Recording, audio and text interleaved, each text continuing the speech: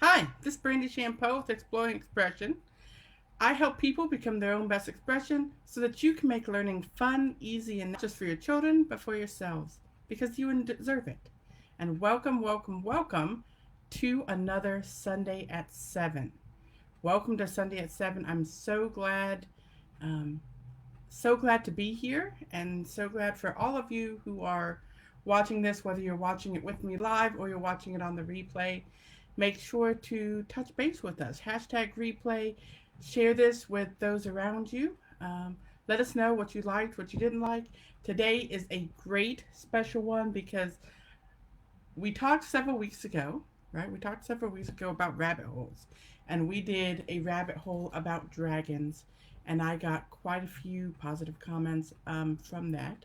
So I thought I would do the rabbit hole we're on now, and before you say, oh, you guys do nothing but rabbit holes, we will be getting back to superheroes and to flying and things of that nature, but when my children express an interest or desire, what can I do but follow it, right? What can we do but follow it and feed the love of learning and the love of knowledge and the thirst and the idea of exploration in our children and ourselves. So, a couple of housekeeping items before we get started. Again, as I said, my name is Brandy Shampoo, and I am the founder and CEO of Exploring Expression. And if you like this video, make sure you hit like and subscribe and all of those things that you do. And next week, well, I hope you stay to the end because at the end I'm going to be talking about something very, very special. Very, very special we're going to be doing next week. And you don't want to miss that. You don't want to miss that. So, rabbit holes, rabbit holes. If you didn't catch the one about dragons, I highly encourage you to go back and see that. You can catch it here on Facebook or you can catch it over on my YouTube channel. And if you go to exploringexpression.com and go to Get Social, you can see all of our YouTube videos right there on our website. So what is a rabbit hole? Well, as you're going along through your planned curriculum, right? You're going along through your planned curriculum, and all of a sudden your child discovers something, notices something, gets an interest, right? Gets an interest. And so you take a detour. You take a detour and you follow that rabbit hole, or some people call them rabbit trails, right? You follow that where it leads. And so what happened is we had been studying dragons and we had done many fantastic activities about dragons, and it naturally led to potions and wizardry. To potions and wizardry. And all of those things kind of also tie into superheroes, right? Potions, wizardry, magic, powers, fantastic um, otherworldly abilities. Otherworldly abilities that are possible here because of science. Because of science. And potions is all about science. It's science and alchemy. Well, alchemy is a type of potion and wizardry. There's a little bit of difference. But so we decided to study potions and to study wizardry. And so in a few minutes, I started pulling together what could we do? What movies could we watch? What books could we read? What activities could we do? What kind of explorations could I pull together? What games could we play to study potions and study wizardry? Now, luckily, and I don't have it here with me, I wish I had, we have plenty of wands. We do not lack for wands in our household. Um, we have Harry Potter wands. We have regular wands. We have homemade. A year ago, maybe a little bit more than a year ago, we studied Harry Potter a little bit. And so we actually made wands and capes, and we still have plenty of those things. The smallest boy loves costuming and loves dressing up. And so I always recommend that families have things around that your children can imagine with. So this is my first tip. Tip number one for being able to explore a rabbit hole. Have things around that your children can stretch their imaginations with. We have several blankets that we use as capes, and old Halloween costumes that we have in a big tub. So there's plenty of capes, plenty of hats, plenty of things that can be used as wands. Another thing I did is I went to the dollar store and I got a couple of these. These are from the Dollar Tree. They cost, well, $1. And we have been making many, many potions in these, I guess these are flower vases. But to us, they're potion makers. And we study. What happens if we combine this and this? What happens if we combine orange juice and milk? What might happen? I'm going to leave that for you and your children to find out. What happens if you combine orange juice and milk in this? I'm going to, little hint, don't drink it. It doesn't taste good. And so I started also saying, well, what things can we get? So I did invest in this. And you can see it's open because we've been steady doing things out of it. It's the National Geographic Science Magic Kit. And it has just been really, really fun. And I posted several things. If you follow me on Instagram or follow me on Facebook, you might see some of the pictures of things that activities that we've been doing with this kit, like holding bubbles in our hands, right? And one of the other things I also got is, let's see, right here. This is actually for smaller children, but we have just been having an absolute blast with it. The Splashology Water Lab.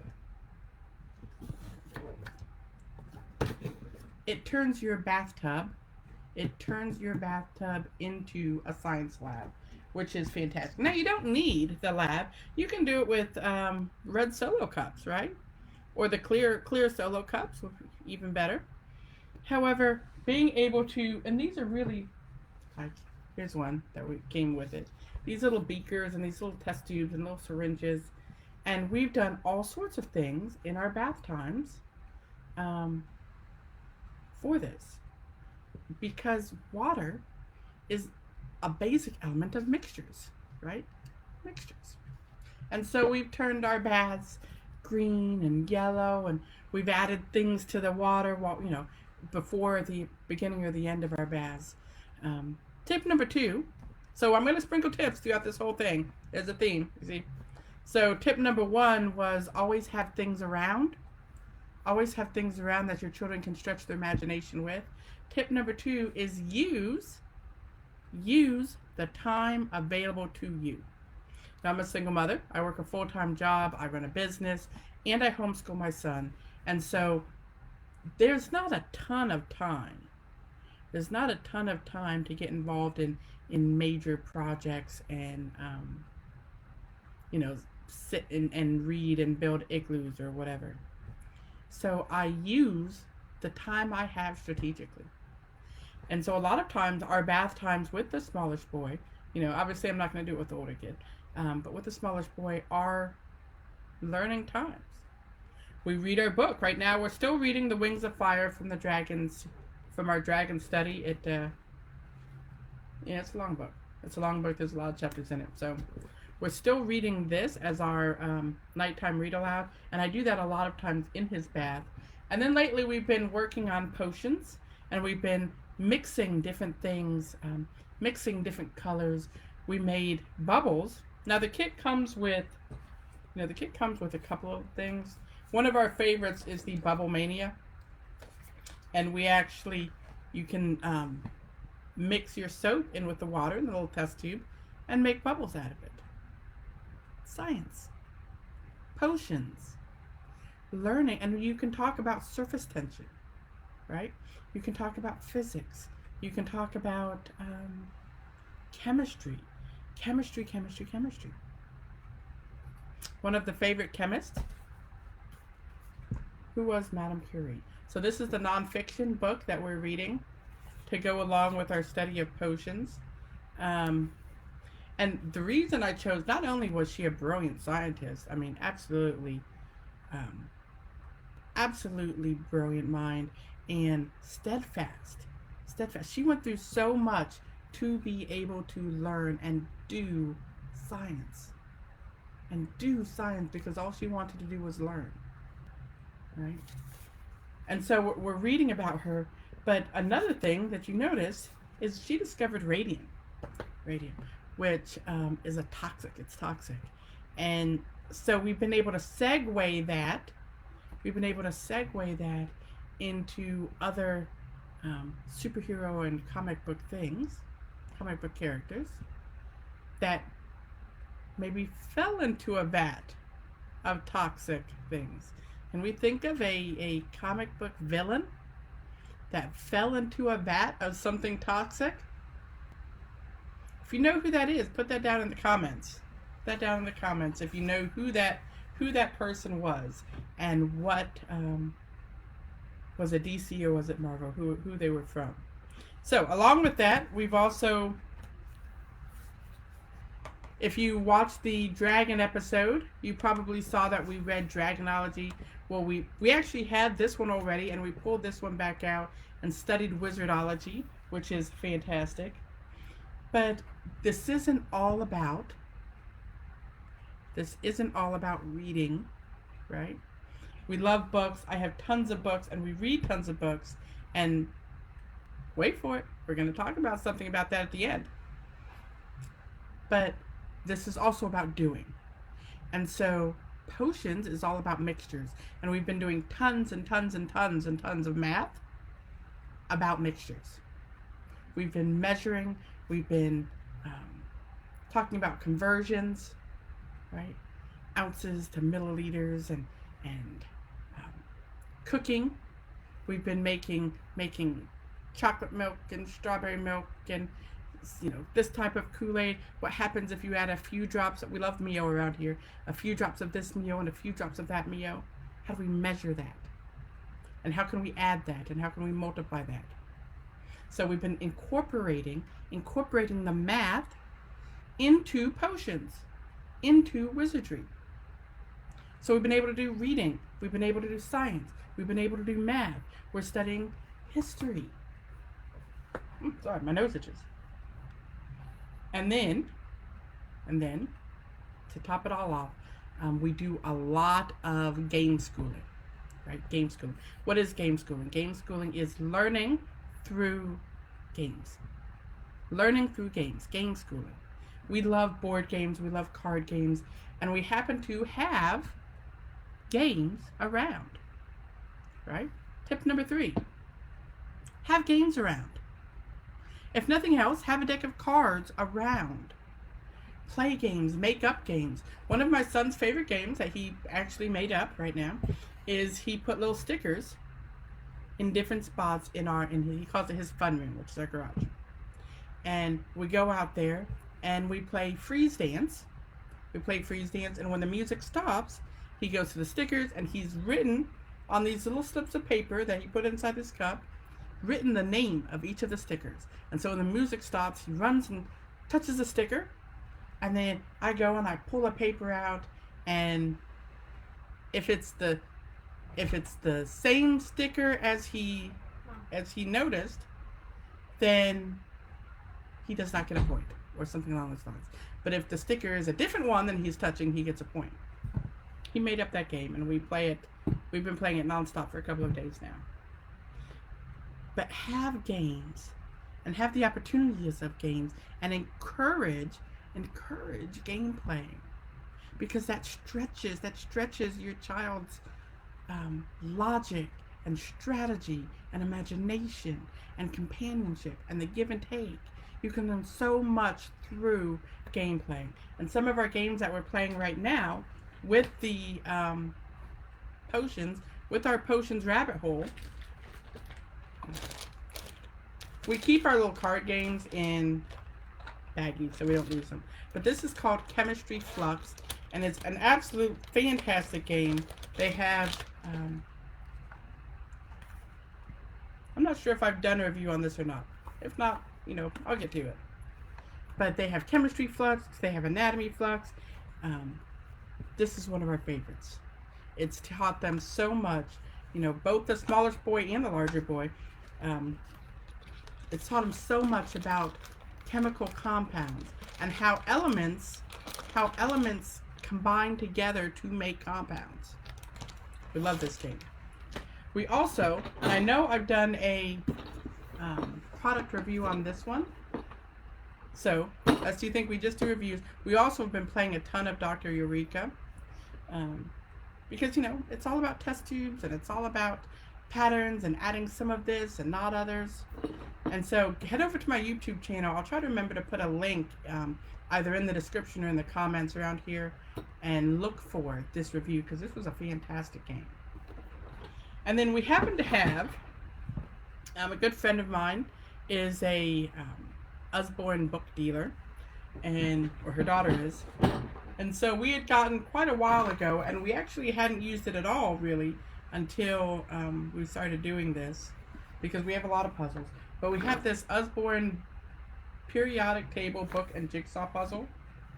And so we put this puzzle together now several times, but I love that it comes with this little book. We don't read this book cover to cover. It's a bit much. It's a bit much. But every time we put this puzzle together, which during our potions, while we've been studying potions, we put it together maybe 2 or 3 times. You know, we read one or two things out of the book. Because here's the deal about these types of books. And I'm going to say this last thing, and then, you know, we'll wrap up our potions, what we're doing about potions. You don't have to read a book cover to cover. Let me say that again. You don't have to read a book cover to cover. This Wizard's book, some of the books I encourage it, but things like this Wizardology book, there is a lot in this book. There is a lot. And it's not something that you're meant to just sit and read through from one cover from the beginning to the end in a sitting with a 7-year-old. You know, he loves wizardry and he loves potions and he loves magic, but he's only 7. And so we read a page here and we read a page there. And if we're watching something, because we watch a ton of movies, we're working our way through Harry Potter, because you can't study potions and wizardry without talking about Harry Potter. You know, but we've also watched The Magician's Apprentice. We've watched some shows about Merlin. We watched the one with Mickey Mouse, Fantasia. We've watched Fantasia, right? And then we talk about how it works. We talk about how it applies to our world, because that's, what am I on, tip 4, maybe 5? This is the last tip. You ready? Have conversations about how things apply to life. How do you foster that need and that desire for exploration and for learning and for knowledge? Show your children how it applies to life. How it applies to your life, how it applies to their life. Because I guarantee you everything applies in some way.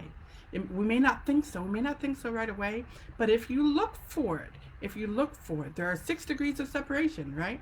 6 degrees of separation between us and everything else in the world.